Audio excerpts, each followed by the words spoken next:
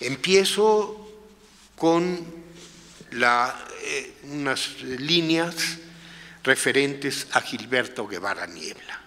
Es licenciado en Biología por la Universidad Nacional Autónoma de México y candidato a doctor por el Instituto de Educación de la Universidad de Londres. Fue subsecretario de Educación Básica entre 1992 y 1993. Ha dedicado 30 años de su vida al estudio de la educación. Es autor de La catástrofe silenciosa, Lecturas para maestros y La libertad nunca se olvida, Memoria del 68. Ha colaborado en numerosos medios impresos, entre ellos la revista Nexos, Este País y Proceso, y en los periódicos El Universal, La Jornada y Milenio.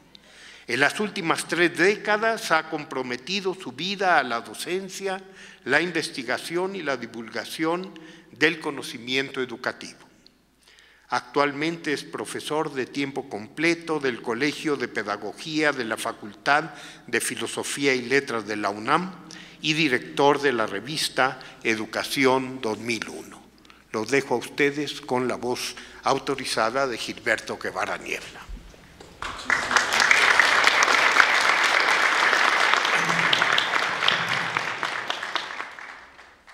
Muchísimas gracias por la presentación.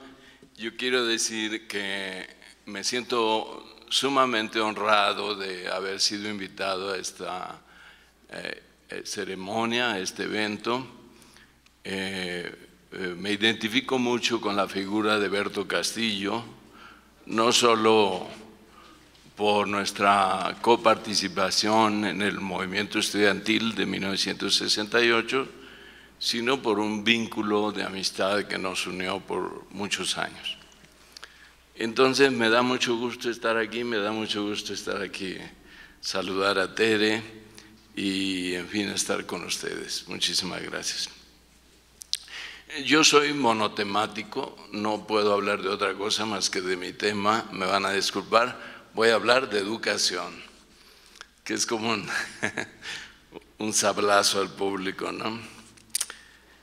Y quisiera hacer algunas reflexiones sobre el tema de educación y democracia. Son reflexiones muy puntuales, pero que espero que sean útiles para hacer reflexionar al público sobre los problemas que está enfrentando tanto la democracia como la educación.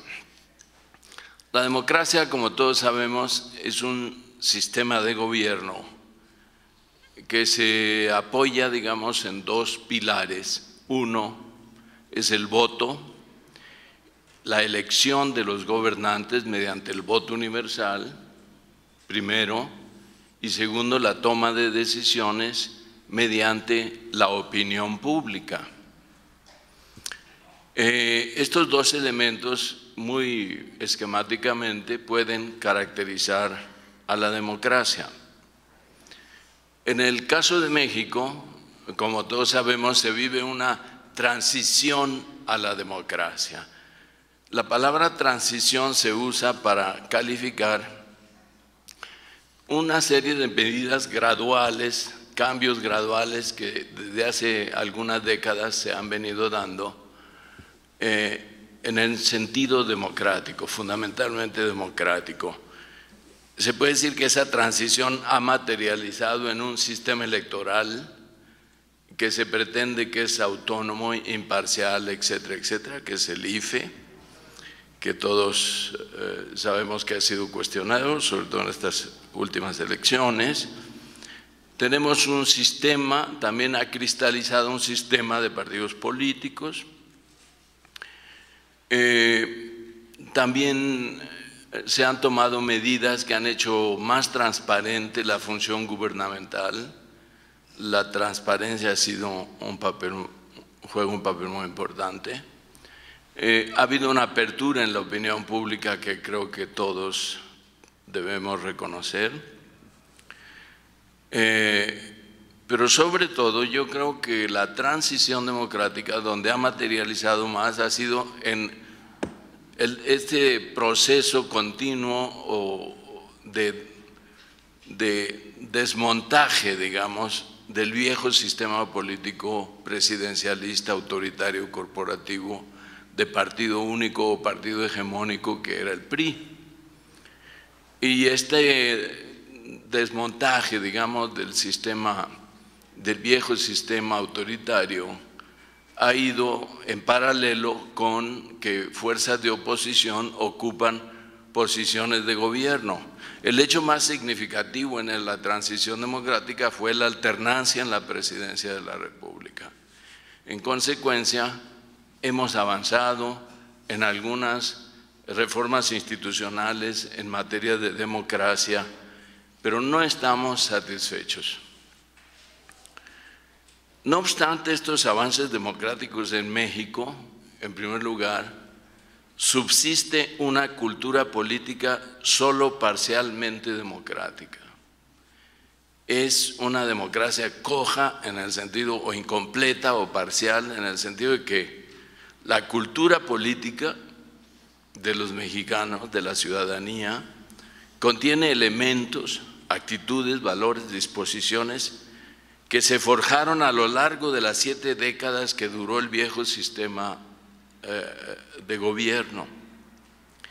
Y entre estos vicios, estos elementos viciosos, destacan el clientelismo, la corrupción, el paternalismo, la demagogia, etcétera, etcétera. Junto a tendencias de desconfianza creciente hacia la política y los políticos. En la última encuesta nacional sobre cultura y prácticas políticas ciudadanas, el 88% de los mexicanos opinó que les interesa poco o nada la política y el 65% expresó que la política era un asunto muy complicado. La desconfianza en la democracia, sin embargo, es no solo explicable por factores subjetivos, educativos, simbólicos, también se relaciona con el hecho de que en México ha habido en los últimos años un importante progreso económico, pero al mismo tiempo la distribución de la riqueza ha respondido a un patrón, al viejo patrón, el viejo patrón que nos dejaron los regímenes de la Revolución Mexicana, de aguda desigualdad. Se dice que el 50% de la población es pobre o vive en condiciones de pobreza extrema. Hay otras estimaciones que son todavía más graves. Pero además, otras condiciones objetivas, además de la cultura política, la pobreza, hay otras condiciones objetivas como la ineficacia manifiesta del sistema judicial mexicano, que contribuyen de forma manifiesta, clara, a sembrar en el pueblo el escepticismo y la desconfianza hacia la política.